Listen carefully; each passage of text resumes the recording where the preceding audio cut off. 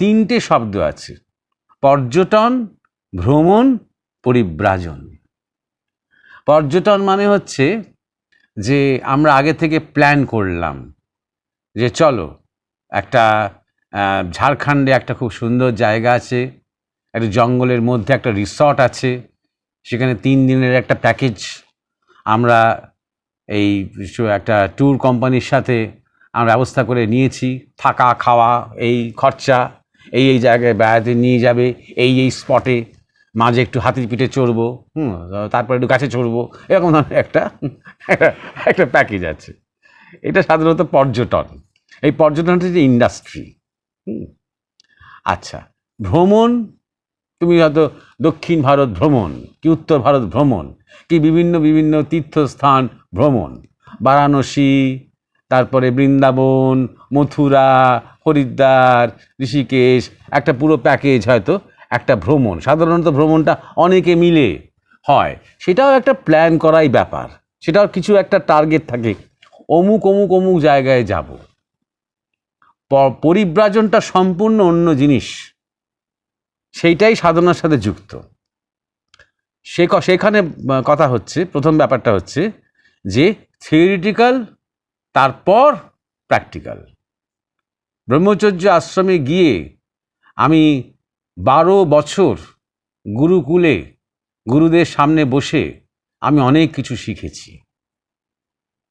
আমি বিজ্ঞান, ভাষা, ধর্ম, দর্শন, রাজনৈতিক বিজ্ঞান, নীতি, ন্যায় ইত্যাদি অনেক সাংস্কৃতিক চর্চা আমি করেছি, অনেক কিছু মুখস্থ করেছি, আমার অনেক জ্ঞান হয়েছে।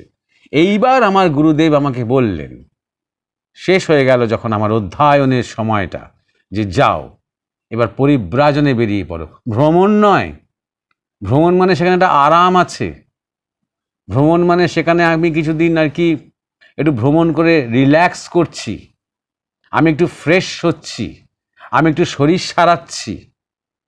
আমি অনেক দিন চাপের মধ্যে থেকেছি, শহরবাস করেছি, করে আমি এখন একটু গ্রামের দিকে একটু দূরে দূরে গিয়ে একটু ভ্রমণের মধ্যে আছি, নিশ্চিন্ত হয়ে আছি, এবং টাকা পয়সা রসদ টসদ নিয়ে আমি চলছি। পরিব্রাজন তা নয়, কোনো রসদ নয়। পরিব্রাজন মানে হচ্ছে সম্পূর্ণ ঈশ্বরের উপরে নির্ভর করে পথে বেরিয়ে পড়া। হাতে থাকবে একটা লাঠি আর একটা ভিক্ষা পাত্র, আমার পকেটে কোনো রসদ নেই, এমনকি আমার কোঁচরে কোনো মুড়ি বা চিড়ে বাঁধাও নেই। পথে যা পাবো পাবো, পাবো না তো পাবো না, শরীর থাকবে থাকবে, না থাকবে না থাকবে। দেখি তো ঈশ্বরের কৃপা কতটা আছে। এটা ভারত ভ্রমণ নয়, এটা আত্মভ্রমণ। এটার মধ্যে দিয়ে নিজেকে খোঁজা। আর এটা প্রথম থেকেই এটা শুরু নয়, আগে থিওরিটিক্যাল পুরো জ্ঞানটা হয়েছে, পুরো আমার ধারণাটা তৈরি হয়েছে, তারপর প্র্যাকটিক্যাল। আমরা যে কোনো বিষয় নিয়ে যখন পড়াশোনা করি, থিওরিটা আমরা পড়ি, পড়ে শেষের দিকে আমরা প্র্যাকটিক্যালটা পড়ি। পরীক্ষাটাও তাই হয়, প্রথমে থিওরিটিক্যাল পেপারসগুলো আমরা দিই, লাস্টে প্র্যাকটিক্যাল পরীক্ষা। প্রমাণ করতে হয় যে আমি সাবজেক্টটা দুদিক থেকেই জানি, থিওরিটাও জানি, প্র্যাকটিক্যালটাও জানার চেষ্টা করছি। শরীর সম্বন্ধে পড়া একটা জিনিস, অ্যানাটমি, তার ফিজিওলজি, আর নিজের শরীরটাকে ব্যবহার করা সেই অনুযায়ী, বা ব্যবহার করতে শেখা, এই দুটো মিলে তবে আমার জ্ঞান সম্পূর্ণ হয়। এই যে পরিব্রাজনের অনেক নিয়ম আছে। একটা হচ্ছে কোনো বন্ধু রাখা চলবে না। পথে চলতে চলতে কে একজন বন্ধু হতে পারে, সে কিছুদিন তোমার সাথে থাকতে পারে, তারপর আবার সে তার নিজের পথে, তুমিও তোমার পথে। 2 নম্বর হচ্ছে কারোর বাড়িতে থাকা চলবে না। কেউ হয়তো খুব আদর করে তোমাকে ডেকে নিল, আমন্ত্রণ করলো, আমন্ত্রণ স্বীকার করলে তুমি, কিন্তু তার ঘরে ঢুকলে না, তার উঠোনে, তার বারান্দায় এক রাত্রি হয়তো থাকলে, সে যা খেতে দিল তুমি খেলে, তারপর সেখান থেকে আবার 1 দিন 2 দিন, ম্যাক্সিমাম 2 দিন কাটিয়ে সেখান থেকে বেরিয়ে গেলে, যেন কোনো মায়ায় পড়ে না যাও।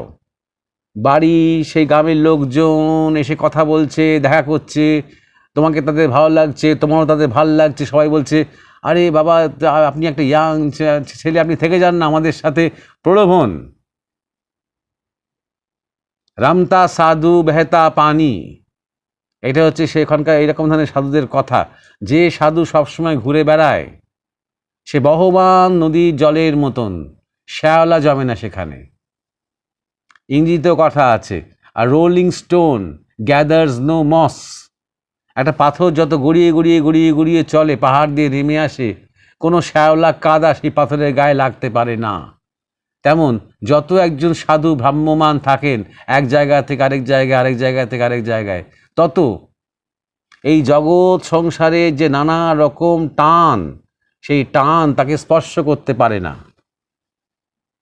সে যেখানে যেখানে যায় তার স্বভাব যদি সুন্দর হয়, তার স্বভাবের মধ্যে যদি সাধুতা থাকে, তাহলে সে বরং স্পর্শ করে অনেককে, কিন্তু তাদের কোনো কিছু তাকে স্পর্শ করতে পারে না। এইভাবে সে পরিব্রাজন করবে যতদিন তার গুরুর ইচ্ছা, এবং সম্পূর্ণ ঈশ্বরের কাছে সে শরণাগত হয়ে থাকবে।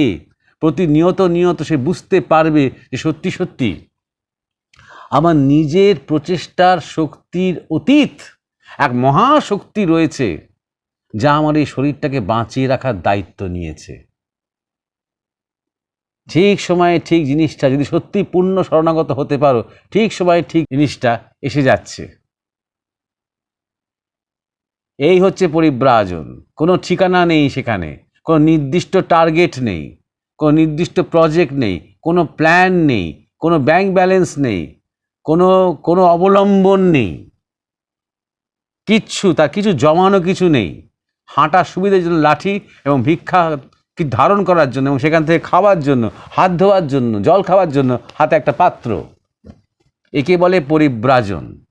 এটা সাধনার একটা অঙ্গ।